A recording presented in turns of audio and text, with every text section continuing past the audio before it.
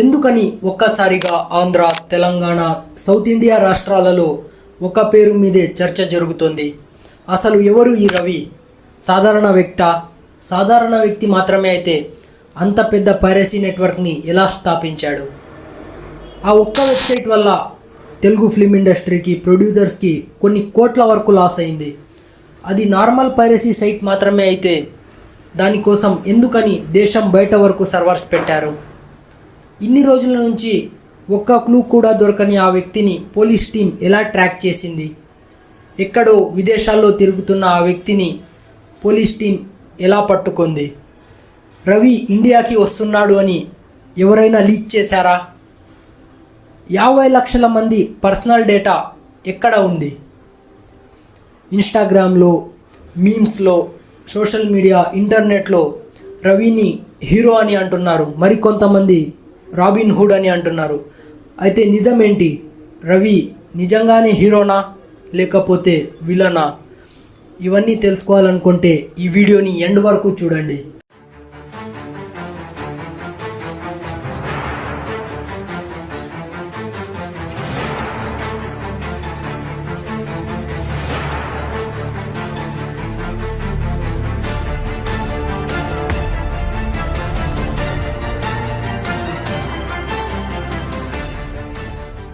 Hello friends, గత కొన్ని రోజులుగా న్యూస్లో, సోషల్ మీడియాలో ఎటు చూసినా ఒక్కటే చర్చ. అదే ఐబొమ్మ ఇమ్మాడి రవి. ఇది అంత సింపుల్ కేస్ కాదు. 2 రాష్ట్రాల మూవీ పైరసీ లవర్స్కి ఫుల్ స్టాప్ అని కూడా చెప్పొచ్చు. నిజంగానే ఇమ్మాడి రవి ఐబొమ్మ పైరసీ నెట్వర్క్ ఓనరా అంటే అవును. సైబరాబాద్ పోలీస్ రిపోర్ట్స్ ఆధారంగా, కోర్టు రిపోర్ట్స్ ఆధారంగా రవిని iBomma owner, founder, iBomma piracy network వెనుక ఉన్న మాస్టర్ మైండ్ అని ప్రూవ్ చేశారు. మనం ఈ డిస్కషన్లో వెళ్ళే ముందు 2011, 2012లో జరిగిన ఓ ఇన్సిడెంట్ గురించి డిస్కస్ చేద్దాం.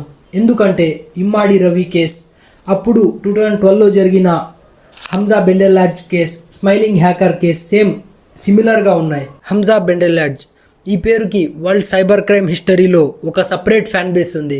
2011, 2013 ఇంటర్నెట్ తక్కువగా ఉన్న రోజుల్లోనే వీళ్ళు డైరెక్ట్గా వరల్డ్ ఫైనాన్షియల్ సిస్టమ్స్నే హ్యాక్ చేశారు.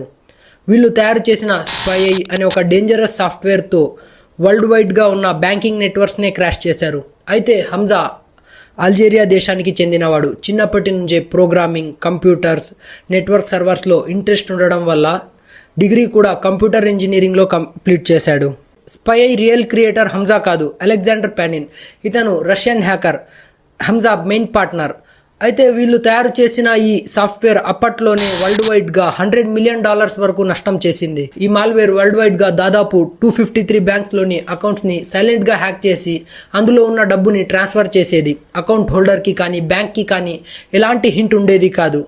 అయితే ఇది హంజా ఒక్కడి పని కాదు, స్పై ఎకోసిస్టమ్ చేసిన మాయ. అంటే ఒక గ్రూప్ మొత్తం కలిసి చేసిన ఫ్రాడ్. ఈ ఫ్రాడ్కి ఎక్కువగా USA, UK, Canada, Japan, Australia లాంటి దేశాలు టార్గెట్ అయ్యాయి.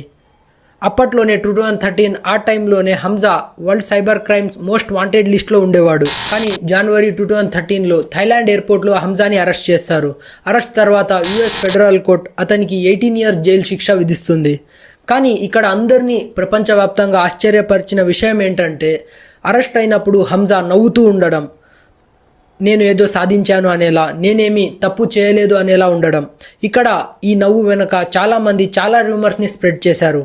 అతను ఆ డబ్బుని మిడిల్ ఈస్ట్ కంట్రీస్లో డొనేట్ చేశాడు అని, అతను ఏమీ తప్పు చేయలేదు అని చాలా రూమర్స్ స్ప్రెడ్ చేశారు.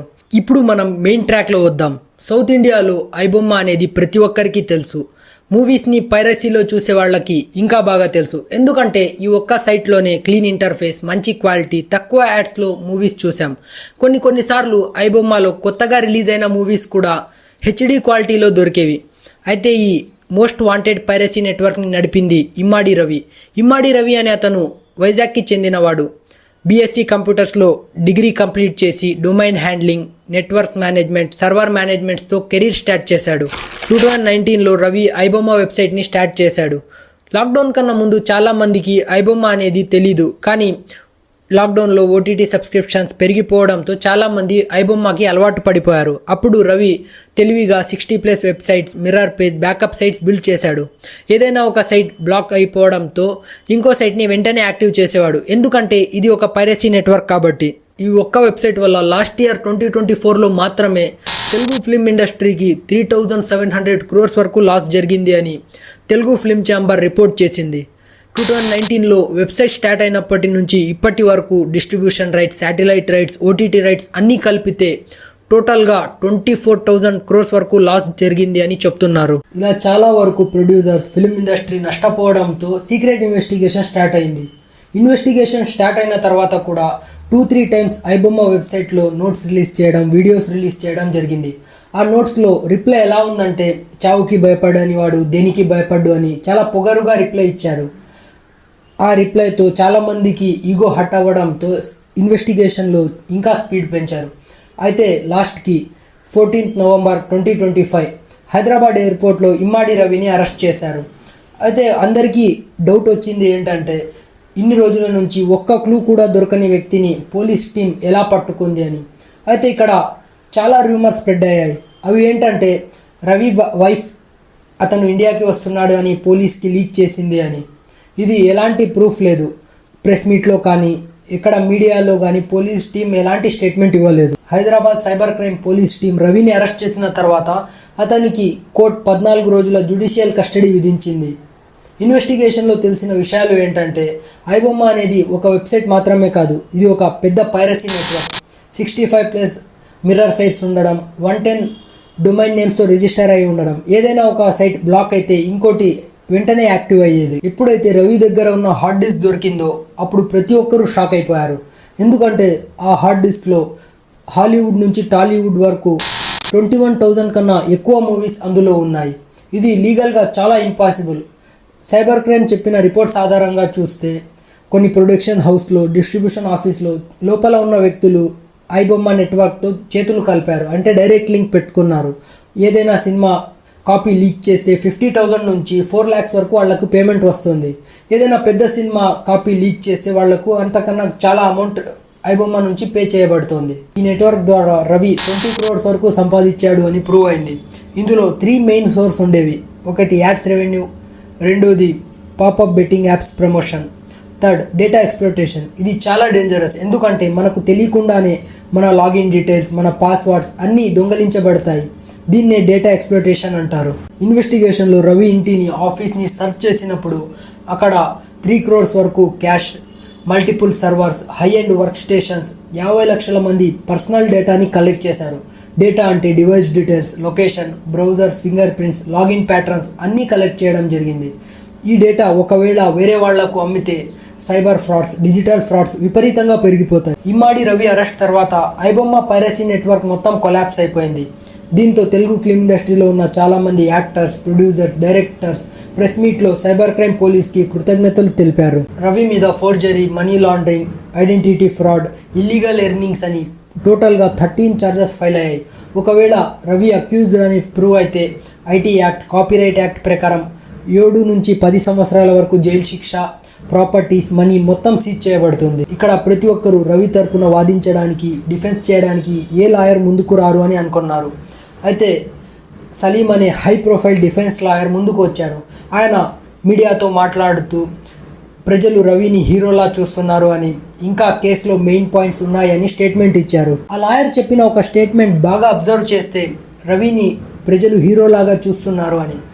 అయితే నేను ముందు డిస్కస్ చేసిన హంజా బెండెలాడ్ కేసు కూడా సేమ్ రవి కేసులా సేమ్ ఉంటుంది. ఎందుకంటే అప్పట్లో ఇంటర్నెట్ తక్కువ ఉండడంతో, సోషల్ మీడియా ఇంటర్నెట్ యూజర్స్ తక్కువ ఉండడంతో హంజా కేసు ఎవరికీ తెలీదు. కానీ మీమ్స్లో, సోషల్ మీడియాలో చాలాసార్లు చూస్తూ ఉంటాం ఈ హ్యాకర్ ఫొటోస్ వైరల్ అవ్వడం.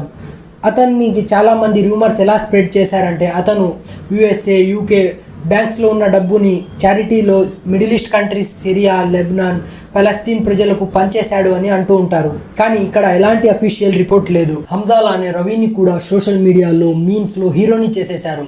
చాలామంది కామెంట్స్లో మా రాజు, మా దేవుడు అని కామెంట్స్ చేస్తున్నారు. ప్రజలు ఇంతలా రవిని ఆదరించడానికి ఒకే ఒక్క కారణం డబ్బు. ఎందుకంటే ticket rates, OTT subscription rates చాలా ఎక్కువగా ఉన్నాయి. టౌన్స్లో ఉన్న వాళ్ళు, చిన్న చిన్న విలేజెస్లో ఉన్న వాళ్ళు థియేటర్కి వెళ్ళి మూవీని చూడలేరు.